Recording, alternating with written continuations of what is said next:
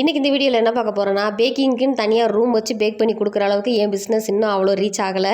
அதனால் கிச்சனில் இருக்கிற ஒரு ஸ்லாப்பவே என்னோடய பேக்கிங் மெட்டீரியல்ஸ் எல்லாம் வைக்கிறதுக்காக நான் ஃபுல்லாக ரெடி பண்ணி அதில் நான் நீட்டாக அடுக்கி வச்சுருந்தேன். அதை தான் இந்த வீடியோவில் நீங்கள் பார்க்க போகிறீங்க. ஃபஸ்ட்டு கிச்சனில் அங்கனங்கன்னா கொஞ்சம் கொஞ்சம் இடம் ஃப்ரீயாக இருக்கிற இடத்துல தான் தனித்தனியாக ஒவ்வொரு பொருளையும் வச்சுருந்தேன்.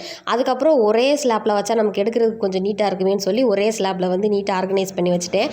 வாங்க இப்போ என்னென்ன வச்சுருக்கேன்னு ஒவ்வொன்றா சொல்கிறேன். வீடியோவை ஃபுல்லாக பாருங்கள். முட்டை மிட்டாயெல்லாம் பேக் பண்ணுறதுக்கான பாக்ஸஸ்லாம் அந்த பக்கம் வச்சுருக்கேன். இந்த பக்கம் ஹேண்ட் க்ளவுஸு, டிஷ்யூ பேப்பர், அப்புறம் கேக்குக்கு ஐசிங் பண்ணுற ஸ்க்ராப்பர்ஸு, மோல்டெல்லாம் அந்த பக்கம் இருக்குது. அப்புறம் சுகர் சிரப் ஊற்றுறதுக்கு ஒரு டப்பா, அப்புறம் கிளிங் ராப்பு, பட்டர் பேப்பரு, அப்புறம் அலுமினியம் ஃபாயிலு, கத்தி இதெல்லாம் அந்த பக்கம் வச்சுருக்கேன். அப்புறம் இந்த ஐசிங் பண்ணுற டேபிள், ரொட்டேட்டிங் டேபிள் மேலே மைதா மாவு, ஹேண்ட் பீட்ரு, அப்புறம் இந்த எசன்ஸு, கலரு இதெல்லாம் இந்த பக்கம் வச்சுருக்கேன்.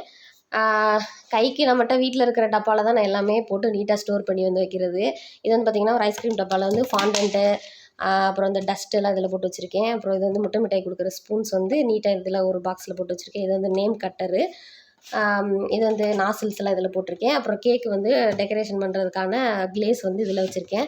இது கேக்குக்கு நம்ம மேலே போடுற அந்த கலர் கலர் ஸ்ப்ரிங்கிள்ஸ் இந்த பாக்ஸில் நீட்டாக தனித்தனியாக போட்டு வச்சுருக்கேன். இந்த 2 பாக்ஸில் ஒன்றில் மோல்டெலாம் இருக்குது, இன்னொன்றில் இந்த ப்ரௌனி கேக்குக்கு போடுற சாக்லேட்லாம் இருக்குது. க்ரீம் பீட் பண்ணுறதுக்கு பவுல்ஸு, அப்புறம் டின்னு எல்லாமே இந்த சைடு வச்சுருக்கேன். அப்புறம் இதிலெல்லாம் பார்த்திங்கன்னா baking powder, baking soda, cocoa பவுடர்லாம் போட்டு வச்சுருக்கேன். இதில் பார்த்திங்கன்னா இந்த ஹாப்பி பர்த்டே டாப்பரு, கேக்குக்கு டெக்கரேஷன் ஐட்டம், கேண்டில் நைஃப்லாம் இதில் போட்டு வச்சுருக்கேன். அப்புறம் இந்த measuring cup, whisk, icing knife எல்லாம் இதில் போட்டு வச்சுருக்கேன். அப்புறம் இது பூரா கேக்குக்கு தேவையான சொல்யூஷன், எசன்ஸு, க்ரஷ் அந்த மாதிரியெல்லாம் இதெல்லாம் இருக்குது. அப்புறம் ஃப்ரிட்ஜுக்கு மேலே ப்ரௌனி பேக் பண்ணி கொரியர் அனுப்புறதுக்கான பாக்ஸஸ்ஸு, டின்னு, அப்புறம் கேக் பேக் பண்ணி கொடுக்குறதுக்கான பாக்ஸஸ்லாம் இங்கே இருக்குது. இந்த மூலையில் ஓடிஜி வச்சுருக்கேன். இதுதான் என்னோடய பேக்கிங் ஸ்லாப் ரூமுன்னு சொல்ல முடியாது. மேலே கிச்சனுக்கு தேவையான ஐட்டம் வச்சுருக்கோம்.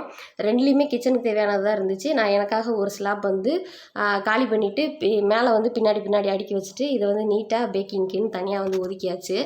இப்படி வைக்கும்போது எனக்கு என்னென்ன இருக்குது அப்படின்ட்டு எடுக்கிறதுக்கு கொஞ்சம் ஈஸியாகவும் இருக்கும். எது தீர்ந்து போச்சு அப்படின்னு வாங்குறதுக்குமே ஒரு ஐடியா கிடைக்குன்றனால நான் சிம்பிளாக இப்படி அடுக்கி வச்சுட்டேன்.